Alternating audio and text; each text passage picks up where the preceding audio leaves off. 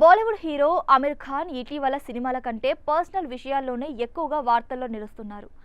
6 పదుల వయసులో లవ్ అంటూ ఫ్యాన్స్ కు పెద్ద షాకే ఇచ్చారు. బెంగళూరుకు చెందిన గౌరీ స్ప్రాట్తో డేటింగ్లో ఉన్నట్లు ప్రకటించి అందరినీ ఆశ్చర్యానికి గురిచేశాడు. తన బర్త్డే పార్టీ సందర్భంగా ఈ విషయాన్ని పంచుకున్నారు. తాజా ఇంటర్వ్యూలో గౌరీ స్ప్రాట్తో తన రిలేషన్ గురించి మాట్లాడారు. ఈ వయసులో మళ్లీ ప్రేమలో పడాలనే ఆలోచన తనకు లేదని అన్నారు. ఇప్పటికే తన వయసు అయిపోయిందని, తనకు పార్ట్నర్ దొరకడం సాధ్యం కాదని అనుకునేవాడినని చెప్పారు. తనకు వృద్ధాప్య ఛాయలు వచ్చినట్లు అనిపించిందని, గౌరీని కలవడానికి ముందు థెరపీ కూడా చేయించుకున్నానని తెలిపారు. తాను గౌరీ పొరపాటున కలుసుకున్నాం. ఆ తర్వాత ఫ్రెండ్స్ అయ్యాం. తర్వాత ప్రేమ పుట్టిందన్నారు. నాకు తల్లి, పిల్లలు, తోబుట్టువులతో పాటు ఇప్పటికే చాలా రిలేషన్స్ ఉన్నాయన్నారు. పార్ట్నర్ అవసరం లేదు.